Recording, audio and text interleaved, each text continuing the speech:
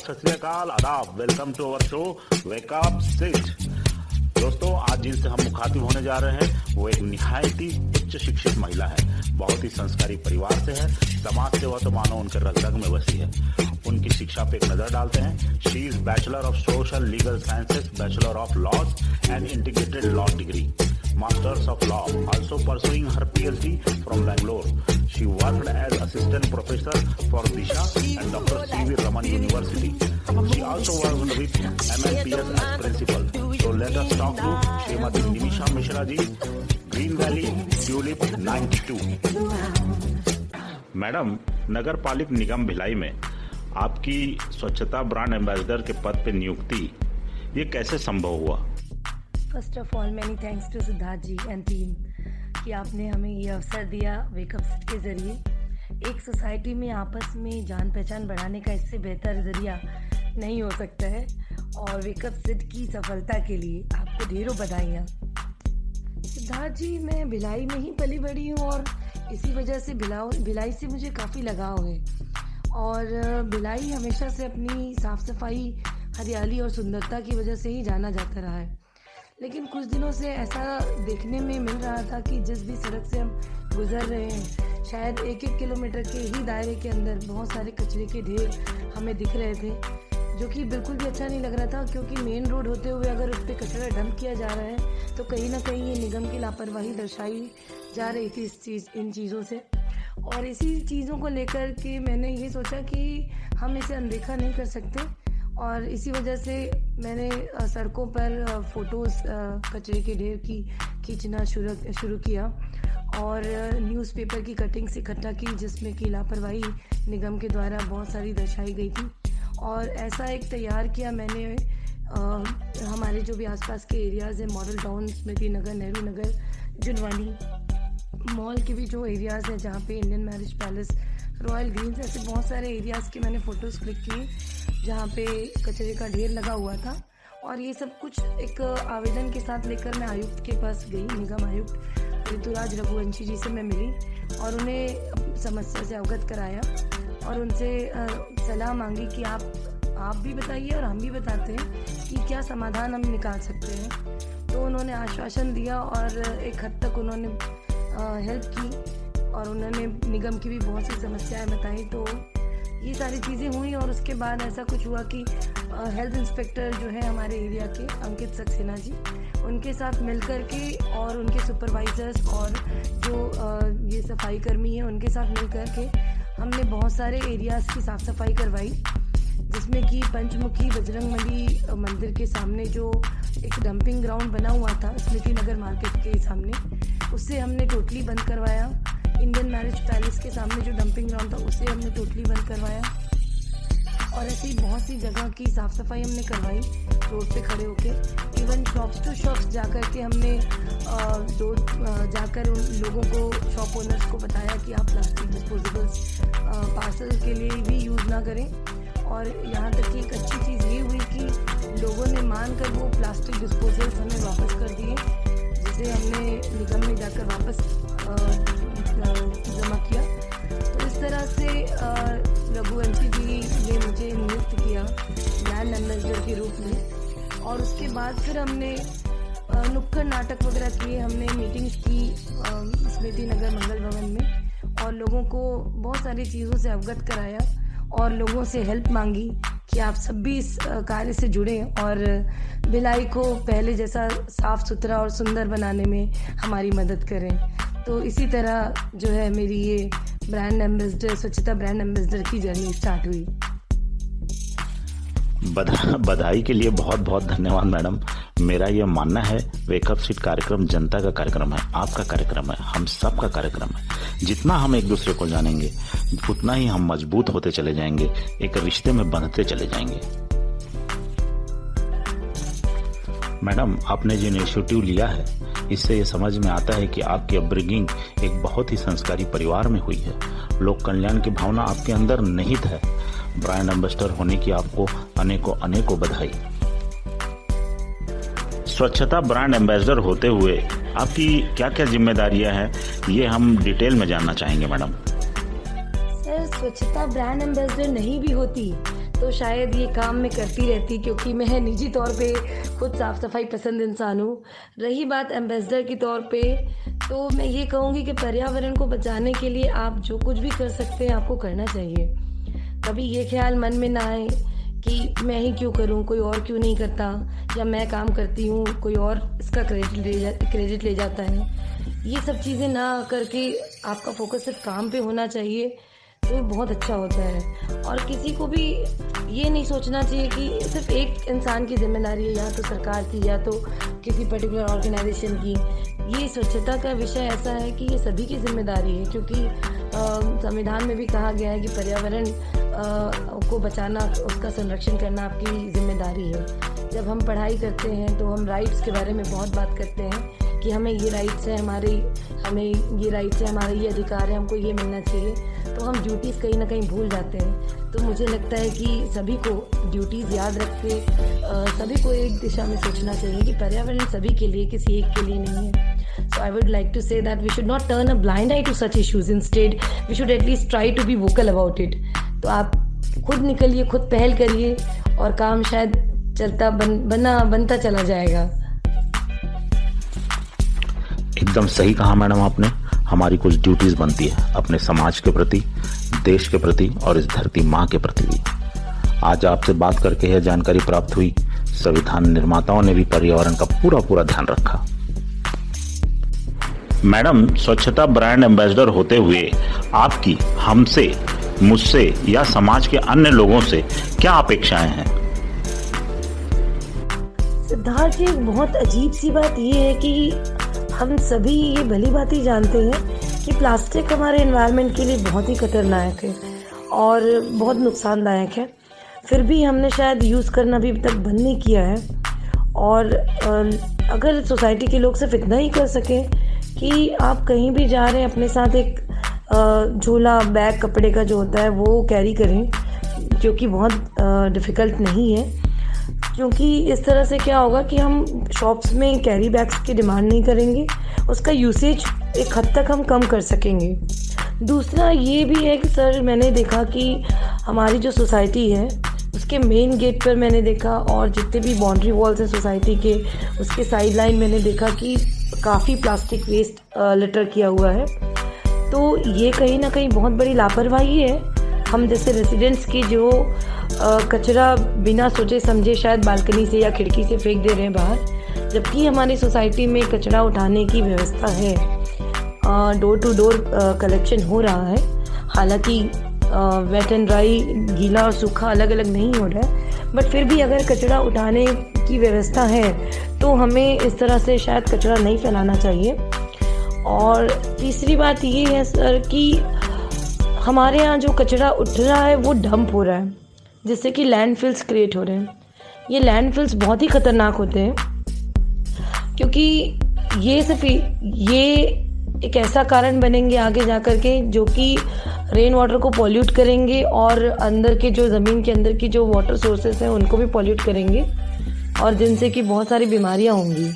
तो अभी जो समय की आवश्यकता है वो ये है कि लोगों को जानकारी हो कि हमारे जो वेस्ट है वो प्रॉपरली सेग्रीगेट होकर उसकी रिसाइकलिंग की व्यवस्था की जाए।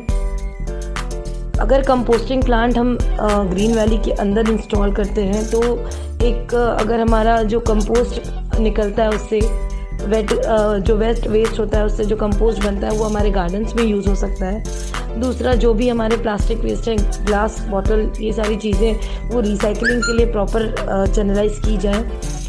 ऐसी कुछ स्टेप्स लेना बहुत ज़रूरी है सोसाइटी के लोगों को। दूसरी चीज़ है कि हमारे यहाँ का जो सीवरेज सिस्टम है उसके लिए कोई सीवरेज ट्रीटमेंट प्लांट नहीं है, और अगर ऐसा नहीं है तो आप समझ सकते हैं कि ये वेस्ट कहाँ जा रहा है और किस तरह से ये परेशानियों को बढ़ाने वाला है। तो ये सारी चीज़ें सोसाइटी के सभी रहवासियों की, रेसिडेंट्स की जिम्मेदारी है कि सभी इस पर चर्चा करें और कोई ना कोई प्लान, एक्शन जल्द से जल्द इस दिशा में ले। Otherwise it will be very dangerous in future. तो मेरी यही उम्मीद है सभी लोगों से कि अगर आप देख रहे हैं कि कहीं कुछ गलत हो रहा है, कचरा फेंका जा रहा है या इस तरीके की चीज़ें हो रही हैं, तो आप चुप ना रहें, आप अनदेखा ना करें और उस चीज़ के लिए बहुत ही पोलाइट होकर के आप लोगों को सजग करें कि आप इस तरह से कचरा ना फैलाएं या जो भी है उसके लिए एक उचित कदम उठाएं। तो ये मेरी अपील रहेगी कि अगर आप देख रहे हैं तो आप बिल्कुल इस चीज़ के लिए वोकल होएं, बोलें, ताकि ये चीज़ हम रोक सकें। अभी जो सुझाव मैडम ने बताए हैं वो हमारी कॉलोनी के लिए तो है ही और सभी कॉलोनी के लिए भी हैं। इन सुझावों को अमल में लाने के लिए हमें जागृत होना होगा, संगठित होकर काम करना होगा। मैडम, चौहान ग्रीन वैली में मदर केयर नर्सरी स्कूल का आप सफल संचालन कर रही हैं। फिलहाल कोविड-19 की वजह से स्कूल सारे बंद है। निकट भविष्य में ये स्कूल खुल जाएंगे, तब आप कौन से ऐसे एहतियात बरतेंगे जिससे बच्चों को, teaching and non teaching staff सभी को किसी प्रकार का कोई इन्फेक्शन न हो? किसी प्रकार का कोई प्लान या खाका आपने तैयार कर रखा होगा या आपके दिमाग में होगा, वो हम डिटेल में जानना चाहेंगे। सर, आपने बिल्कुल सही कहा कि कोविड-19 एक बहुत बड़ी समस्या है और स्कूल वालों के लिए, स्कूल ओनर्स के लिए, पेरेंट्स के लिए, सभी के लिए एक बहुत बड़ी चुनौती है। खासकर हमारे स्कूल के लिए, क्योंकि हमारे स्कूल के बच्चे बहुत ही छोटे हैं। उनके साथ सोशल डिस्टेंसिंग का फॉर्मूला शायद ही काम आए। फिलहाल हम अपने बच्चों को वर्कशीट्स प्रोवाइड कर रहे हैं ताकि पेरेंट्स इजीली बच्चों को कोर्स के अकॉर्डिंगली हैंडल कर सकें और उनका सेशन हैम्पर ना हो। हम इसी तरह टीचर्स के साथ मिलकर बच्चों को पढ़ाने की कोशिश में लगे हुए हैं और जब तक सिचुएशन नॉर्मल नहीं हो जाती, हम कोशिश करेंगे कि यही पैटर्न कंटिन्यू करें। हमने डिफरेंट पैटर्न्स में वर्कशीट्स डिज़ाइन किया हुआ है। कोर्स वर्क के साथ साथ एक्टिविटी शीट्स भी हम बच्चों को प्रोवाइड कर रहे हैं। एक्चुअली जल्दबाजी में कोई डिसीजन नहीं लेना चाहेंगे क्योंकि छोटे बच्चों के साथ ज़्यादा से ज़्यादा सतर्क रहने की आवश्यकता है। बहुत ही उम्दा प्रोसीजर आपने फॉलो किया है madam. Worksheets and activity sheets, इससे बिल्कुल उनका सेशन हैम्पर नहीं होगा। Great, it's a great idea. Madam, आप स्कूल का संचालन करती हैं। विनय जी, आपके हस्बैंड, वो अपेक्स बैंक में रायपुर में हैं। वो सवेरे निकल जाते होंगे, रात में आते होंगे। आपके साथ एक बेटा भी है और सासू माँ भी है। आप कैसे सारा चीज़ मैनेज करती है, ये हम आपसे जानना चाहेंगे। जी सर, इस विषय में तो मैं यही कहना चाहूँगी कि मेरी सबसे बड़ी इंस्पिरेशन मेरी मॉम है, क्योंकि हम बचपन से यही देखकर बड़े हुए हैं कि उन्होंने किस तरह घर का काम और बाहर का काम बहुत ही बखूबी निभाया। हम बहुत छोटे हुआ करते थे, करीब 3-4 साल की उम्र होगी मेरी, जहाँ तक मुझे याद है। तब से मैं मॉम को ये देख रही हूँ कि आज करीब 25 वर्षों से ज़्यादा हो गया और वो समाज सेवा के क्षेत्र में जुड़ी हुई हैं। निरंतर कुछ ना कुछ वो करती ही रहती हैं और किस तरह उन्होंने उस समय ये दोनों काम एक साथ मैनेज किया, घर भी बाहर भी, जबकि उस समय सुविधाएं थोड़ी कम होती थी। आज तो हमें बहुत सारी सुविधाएं हैं, हमारे पास एक मेड हो जाती है, हमारे पास एक कुक हो जाता है और अब अंडरस्टैंडिंग लोगों की काफ़ी अच्छी है फैमिली में। उस समय भी मेरे फादर की अंडरस्टैंडिंग मैंने देखी, बहुत सपोर्टिव हुआ करते थे फादर और उसी तर्ज पर हमने भी यही कोशिश की कि सब सपोर्ट अगर घर से मिल जाए तो आप बाहर निकल के भी कुछ कर सकते हैं। इसी तरह हमने भी मैनेज किया और एक बहुत अच्छी चीज़ मम्मी ने बचपन में हम लोगों को सिखाई थी, जो कि सेल्फ डिपेंडेंसी है। अगर आप सेल्फ डिपेंडेंट हैं तो आधे काम तो ऐसे ही आपके इजी हो जाते हैं। आप दूसरों के ऊपर डिपेंड नहीं करते हैं, आप वेट नहीं करते किसी का, आपको कोई डिसीजन लेना आता है और इससे बड़ी चीज़ दूसरी कोई नहीं है कि आप सक्षम हो खुद डिसीजन लेने के और अपने काम में आगे बढ़ने के। तो ये ट्रेनिंग मुझे मेरी मॉम से मिली है और कोशिश करती हूँ कि उनकी तरह बन पाऊँ, जो कि बहुत मुश्किल है। बिल्कुल, आत्मनिर्भरता ही सफलता की कुंजी है। मैडम, एक विशेष प्रश्न आपसे करना चाह रहे हैं। आपकी मम्मी काफ़ी सोशल एक्टिविटीज़ में इन्वॉल्व रहती हैं। हम डिटेल में जानना चाहेंगे कि वो किन किन एक्टिविटीज़ में इन्वॉल्व रहती हैं, उनका पूरा नाम क्या है, ताकि सभी को पता चल सके किस प्रकार की सेवाएं वो समाज को देती हैं। जी, बहुत खुशी हो रही है कि मम्मी के बारे में बात करने का मौका मिला है। मेरी मॉम श्रीमती कामिनी तिवारी जी एक डायनामिक लेडी है, एक मल्टीटास्कर और एक स्ट्रॉन्ग ओपिनियटेड पर्सनालिटी है।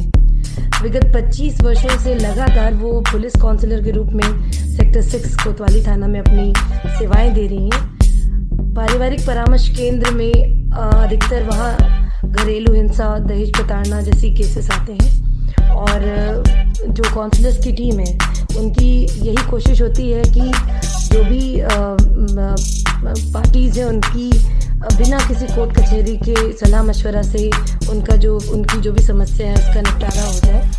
और इसी वजह से वहाँ पे कईयों केसेस जो हैं वो शांतिपूर्वक ढंग से निपट जाते हैं और लोगों को कोर्ट कचहरी की चक्कर नहीं लगाने पड़ते।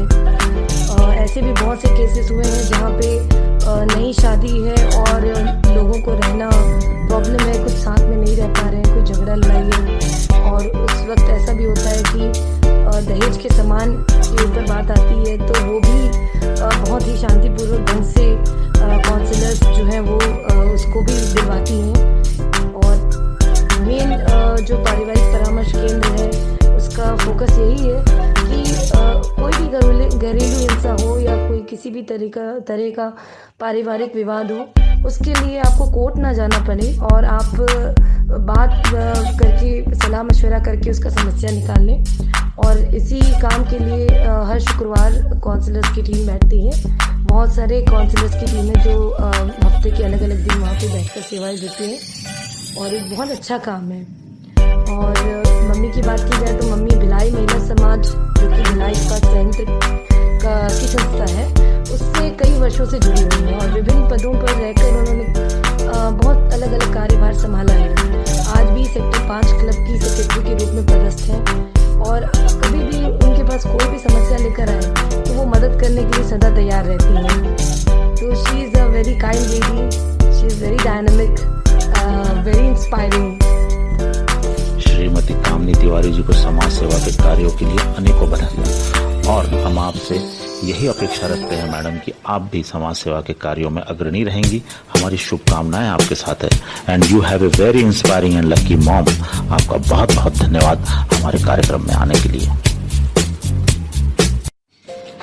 चलिए अब वक्त है हमारी ब्यूटिशियन गुंजन राव जी से कुछ परामर्श का। गुंजन जी नमस्कार। महिलाएं मेकअप करती हैं लेकिन रात को सोने से पहले मेकअप को उतारने का सही प्रोसीजर क्या है, प्लीज हमें ये बताइए। नमस्कार सिद्धार्थ जी, बहुत ही अच्छा सवाल है। आजकल मेकअप करना डेली रूटीन जैसा हो गया है। लेडीज़ आज की डेट में इंडिपेंडेंट है और अपने आप को प्रेजेंटेबल दिखाने के लिए makeup is one of the best tool for her. आजकल पार्टीज जाना आम बात है और मेकअप करना भी, but after party makeup removal भी उतना ही ज़रूरी है। आफ्टर पार्टी और बिफोर गोइंग टू बेड हमें अच्छे से अपने फेस को एस्ट्रीजेंट या क्लिनजिंग मिल्क की हेल्प से मेकअप को रिमूव करना चाहिए। आफ्टर क्लिनजिंग हमें कोई भी अच्छे ब्रांड का नाइट क्रीम, एलोवेरा जेल या मॉइस्चराइज़र लगाना चाहिए क्योंकि रात को हमारी स्किन रिपेयरिंग मोड में होती है जिससे हमारी स्किन और भी सॉफ्ट और ग्लोइंग बनती है। गुंजन जी आपके टिप्स के लिए बहुत बहुत धन्यवाद। अगले एपिसोड में एक नए प्रश्न के साथ आपसे फिर मुलाकात होगी। तब तक के लिए नमस्कार। तो दोस्तों कोरोना से लड़ाई जारी रखें, हाथ धोते रहें, मास्क का उपयोग करें। फिर मिलेंगे अगले हफ्ते एक और नए व्यक्तित्व से। Take care, goodbye, sayonara.